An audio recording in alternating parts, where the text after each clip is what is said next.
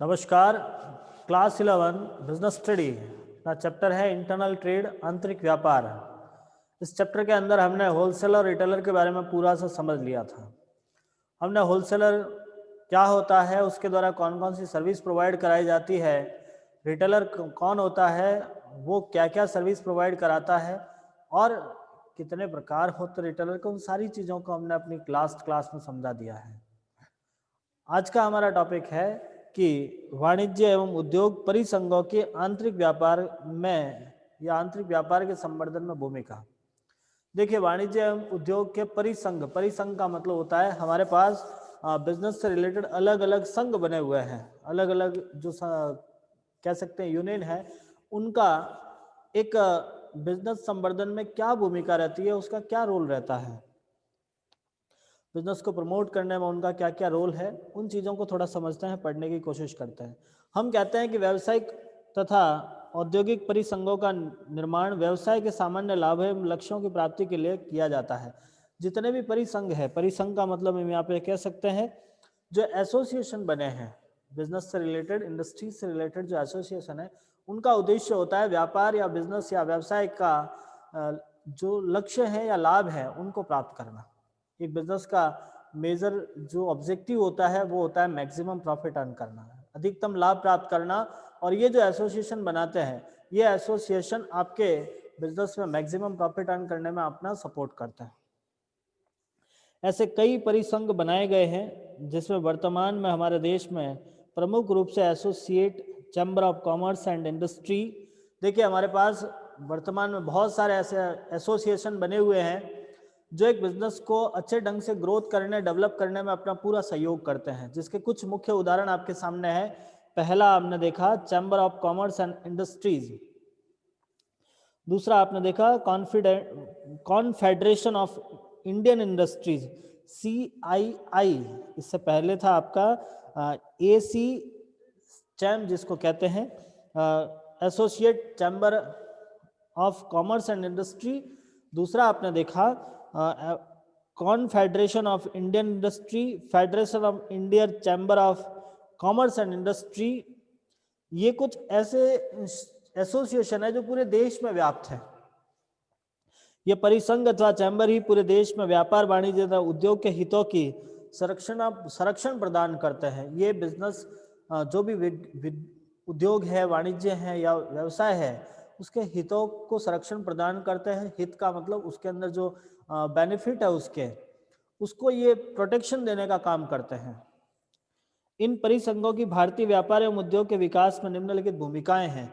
कुछ ऐसे भूमिका के बिंदुओं को निर्धारित किया है जो हमने आपके सामने बोर्ड पर लिखे भी हैं, और इनको थोड़ा सा पढ़कर समझने की कोशिश और करेंगे कि इन एसोसिएशन या इन परिसंघों द्वारा एक व्यवसाय या वाणिज्य या उद्योग के अंदर किस प्रकार से भूमिका का निर्धारण किया गया है।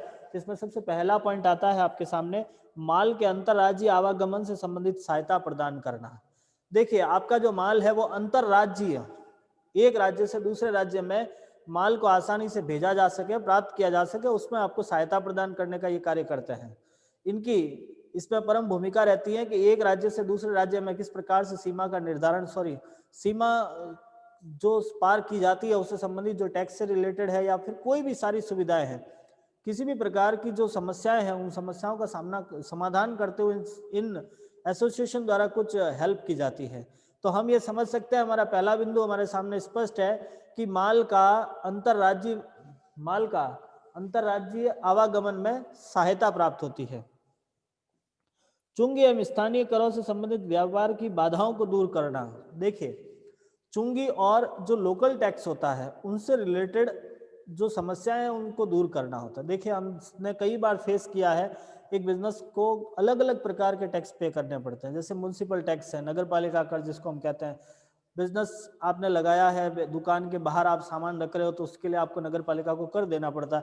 तो ये छोटे छोटे ऐसे लोकल टैक्सेज होते हैं जो आपके बिजनेस को करने में कई समस्याएं क्रिएट करते हैं, कई बार वो आके आपको परेशान करते हैं। तो इन परेशानी को दूर करने के लिए हमारे पास एक व्यापार संघ होता है, व्यापार मंडल भी जिसको कहते हैं। उस व्यापार मंडल द्वारा कुछ निर्णय लिए जाते हैं, सरकार के प्रति कुछ अपने दायित्वों को निर्धारित किया जाता है, और उन दायित्वों के आधार पर ही इन सारी चीजों को अपने सामने सही ढंग से क्रिएशन होता है। कह सकते हैं हम कि जो बार बार परेशानी है उसका समाधान इन संघों द्वारा किया जा सकता है। बिक्री कर ढांचे तथा मूल्य वर्धित कर में एक समता लाना। देखिए, सेल टैक्स और वैल्यू एडिशन टैक्स जिसको कहते हैं, जैसे हमारे पास पहले बहुत सारे इनडायरेक्ट टैक्स हुआ करते थे, उन इनडायरेक्ट टैक्स में कुछ इक्विलिटी लाने का काम किया गया था। जैसे अब प्रेजेंटली हमारे पास जीएसटी लगा हुआ है, हर वस्तु पे अलग अलग जीएसटी की रेट लगी, तो ये ऐसे व्यापार मंडल है जो सरकार के समक्ष जाकर अपनी मांग को रखते हैं। ये इस प्रकार से सरकार के सामने जाके इस बातों को स्पष्ट करते हैं कि हमें इस प्रकार का टैक्स देना चाहिए, या जो अलग अलग साल में अलग अलग टैक्स रेटें रहती है उसको एक सिमिलरिटी लाने की कोशिश की जाती है। नेक्स्ट है, कृषि उत्पाद के विपणन संबंधी समस्याओं के समाधान का प्रयास किया जाता है। कृषि उत्पाद जो एग्रीकल्चर प्रोडक्ट होते हैं, जैसे हम कह सकते हैं कच्चा अनाज है, उसका मार्केटिंग करना, नई मंडियां खुलवाने का काम होता है, सरकार से एमएसपी का निर्धारण करवाना। जिस टॉपिक पे अभी आप लोगों ने देखा होगा बहुत बड़ी जंग चल रही है सरकार और किसानों के मध्य। जो किसान सरकार के जो लाए हुए नए 3 कानूनों पर जो अपना असंतोष व्याप्त कर रहे हैं, हमारी राजधानी की सारी बॉर्डर पर बैठे हैं किसान, आज हजारों की संख्या में, लाखों की संख्या में जाके आज अपनी मांग को सरकार के समक्ष रखने की कोशिश कर रहे हैं। तो ये कह सकते हैं कि डायरेक्टली पर्सन सरकार के पास नहीं जाता, उसके लिए उसका संगठन है, उसका प्रतिनिधि उसके सरकार के समक्ष जाता है।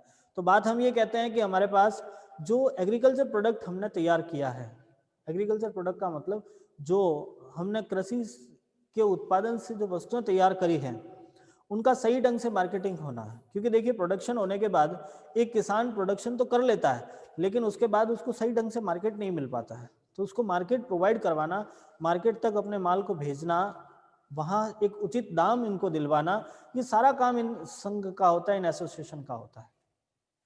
अगला पॉइंट लिखा, माप तोल तथा ब्रांड संबंधी कानून तथा नियमों का पालन सुनिश्चित करवाना। देखिए, माप तोल, एक कस्टमर और एक विक्रेता दोनों को समान रूप से फायदा होना चाहिए। माप तोल का मतलब ये होता है कि कई ऐसे विक्रेता होते हैं जो कुछ इस प्रकार की हरकतें करके वस्तुओं को कम तोल देते हैं, मिलावट कर देते हैं, इस प्रकार की स्थितियां सामने आती हैं। तो ये एक ऐसी संस्था है या ऐसे संघ है जो इस प्रकार के कानून सरकार ने बनाए हैं, माप तोल है, या फिर हम कह सकते हैं उसके अंदर ब्रांड संबंधी जो बिजनेस, जो वस्तु की ब्रांड है उनसे संबंधित जो कानून बने हुए हैं, उन कानूनों को सही ढंग से सुनिश्चित करवाना, चाहे वो कस्टमर के लिए हो या फिर एक वेंडर के लिए हो, दोनों के लिए इस प्रकार के कानूनों को लगवाने का काम किया जाता है। कानून मतलब हम कह सकते हैं कि इस प्रकार के कार्यों को सुनिश्चित करवाया जाता है। केंद्रीय उत्पाद कर से संबंधित विसंगतियों को दूर करना, जो सेंट्रल एक्साइज ड्यूटी है, मैं भी बता रहा था आपको इनडायरेक्ट टैक्स के बारे में। देखिए, सरकार हमारे से 2 प्रकार के टैक्स लेती है, इनडायरेक्ट टैक्स और डायरेक्ट टैक्स। बात करते हैं डायरेक्ट टैक्स के बारे में, तो डायरेक्ट टैक्स आपका सैलरी पर लिया, इनकम पे लिया जाता है, जिसको इनकम टैक्स कहते हैं। एक टैक्स पेई, जो पर्सन टैक्स भरने वाला है, वो डायरेक्टली सरकार को टैक्स का अमाउंट पे करता है, उसे बोलते हैं डायरेक्ट टैक्स। फिलहाल जो हमारे पास डायरेक्ट टैक्स एक है, इनकम टैक्स, और दूसरा टैक्स है हमारा इनडायरेक्ट टैक्स। इनडायरेक्ट टैक्स का मतलब होता है जो पेई होता है वो सरकार को डायरेक्टली टैक्स पे नहीं करता, वो किसी अनदर पर्सन को देता है, अनदर पर्सन सरकार को जमा कराता है। जैसे हम सेकंड इनडायरेक्ट टैक्स, जिसको हम जीएसटी बोलते हैं, जीएसटी जब हम पे करते हैं तो जीएसटी आप डायरेक्ट सरकार को पे नहीं करते हैं, आप अपने बिजनेस मैन को दोगे, जहाँ से आपने वस्तुएं खरीदी है, सेवाएं खरीदी है, उस व्यक्ति को जीएसटी का पैसा देते हो, जीएसटी वो फिर आगे सरकार को पे करता है। तो बात हमारे सामने यही आती है कि जो जीएसटी का पेमेंट है, जीएसटी से पहले इनडायरेक्ट टैक्स अलग अलग हुआ करते थे। जैसे सेल टैक्स अलग था, एक्साइज ड्यूटी अलग थी, कस्टम ड्यूटी अलग थी, इस प्रकार के अलग अलग टैक्स लगे थे, बहुत ज़्यादा टैक्स था, उन सबको एक करके फिर जीएसटी लगाई गई। तो जो एक्साइज ड्यूटी थी, excise duty, central sale tax, state sale tax, इस तरह से अलग अलग, मतलब सेंट्रल अलग लेता था, स्टेट गवर्नमेंट अलग लेती थी। तो कई बार सेंट्रल गवर्नमेंट की कुछ ऐसी पॉलिसियां हैं, जैसे सेंट्रल गवर्नमेंट है, स्टेट गवर्नमेंट की कुछ ऐसी पॉइंट्स हैं जो लोगों को सही ढंग से समझ नहीं आ रहा है, कुछ मिसअंडरस्टैंडिंग चल रही है, तो इन सभी चीज़ों को दूर करने का काम भी आपका ये इंस्टीट्यूट करती है, ये एसोसिएशन करती है। सुदृढ़ आधारभूत ढांचे का प्रवर्तन करना, एक मजबूत स्ट्रक्चर तैयार करना, एक बिजनेसमैन को अच्छे ढंग से तैयार करना, उसको एक हर किसी प्रकार से सारी सुविधाएं प्रदान करके एक अच्छा बिजनेसमैन तैयार किया जाता है। हम कह सकते हैं कि उसका जो बेसिक इंफ्रास्ट्रक्चर है वो अच्छे ढंग से तैयार करने का काम भी इस प्रकार के एसोसिएशन करते हैं। सरल एवं लोचपूर्ण श्रम कानून बनाने में सहायता करना। देखिए, सरल एवं लोचपूर्ण, इजी और फ्लेक्सिबल एक लेबर लॉ का क्रिएशन करना है। लेबर लॉ का मतलब होता है कि जो बिजनेस में या इंडस्ट्री में काम करने वाले व्यक्ति है, उनके हित को ध्यान में रखते हुए, उनके मतलब कह सकते हैं कि उनके बेनिफिट्स को ध्यान में रखते हुए एक सरकार से इस प्रकार का कानून बनवाया जाता है जिसमें उन लोगों का शोषण ना हो। और ये कानून बड़ा आसान होना चाहिए, बहुत ही सिंपल होना चाहिए, साथ में हम ये कह सकते हैं कि फ्लेक्सिबल होना चाहिए। फ्लेक्सिबल का मतलब इसके अंदर बड़े आसानी से परिवर्तन किया जा सके। जिस प्रकार से आज आपका जो सिस्टम चल रहा है, हो सके कल परसों उसमें बदलना पड़े, मतलब कुछ टाइम बाद में उसको बदलना पड़े, तो आप आसानी से बदल सको, ऐसा काम होना चाहिए। ऐसे ऐसे लॉ बनाने चाहिए और ऐसे लॉ बनाने में आपका सपोर्ट किया जाता है या बनवाया जाता है। तो ये था हमारा कुछ भूमिकाएं थी। आप एक बार इसका रीडिंग जरूर लगाइएगा बुक के अंदर से, और साथ में ये चैप्टर आज हमारा यहीं पे क्लोज होता है।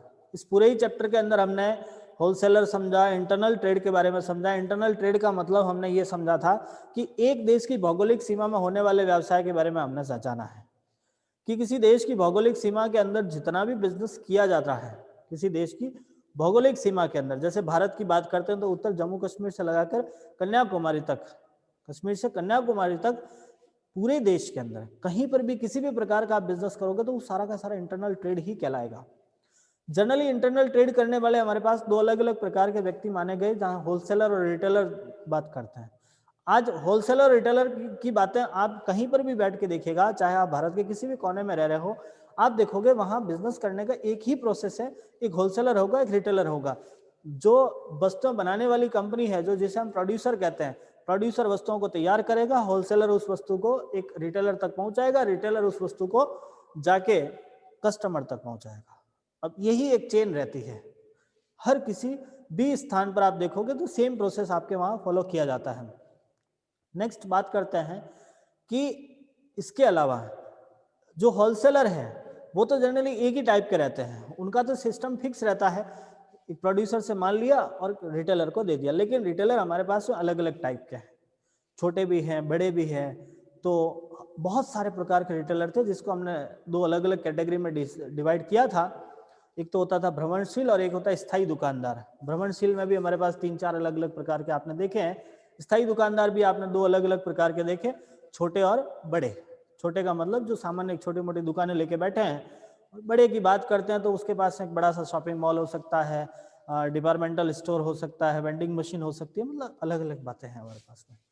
तो इस चैप्टर के अंदर हमने कुछ रिटेलर, होलसेलर के बारे में जाना है, इन एसोसिएशन के बारे में जाना है। तो मैं उम्मीद करता हूँ आपको ये चैप्टर समझ में आया होगा। देखिए, एग्जाम के पॉइंट ऑफ व्यू से काफ़ी इंपॉर्टेंट है और इंटरेस्टिंग चैप्टर है, तो बड़े ही ध्यान से समझिएगा, समझने की कोशिश करना। हाँ, इस साल का जो रिवाइज सिलेबस था उसके अंदर आपका ये लास्ट चैप्टर है। रिवाइज सिलेबस के अकॉर्डिंग आपका लास्ट चैप्टर है। नेक्स्ट आगे वाला चैप्टर इंटरनेशनल ट्रेड था, जो इस बार सिलेबस में नहीं है। इंटरनेशनल ट्रेड को आपके इस बार सिलेबस में से हटा दिया गया है, मींस 11 एंड 12 चैप्टर दोनों ही नहीं है। तो हम ये कह सकते हैं कि हमारी बिजनेस स्टडी का सिलेबस अभी क्लोज हो, मतलब कंप्लीट होता है। जितने चैप्टर आपके इस साल पढ़ने थे वो सारे पढ़ा लिए गए हैं। नेक्स्ट हम कल से रिवीजन सीरीज स्टार्ट करेंगे। रिवीजन के अंदर आपको एक बार हमारे पुराने वीडियो देखने हैं, साथ में नए कुछ प्रश्नों के साथ में हम अपना रिवीजन स्टार्ट करेंगे।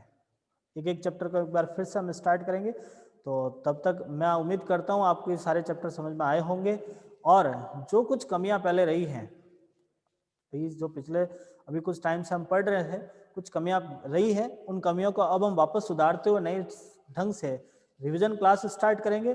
तब तक आपसे यही उम्मीद करता हूँ कि आप इन सारी चीज़ों को पढ़ोगे। यदि किसी प्रकार की समस्या रहती है तो आप हमसे ज़रूर बताइएगा। धन्यवाद।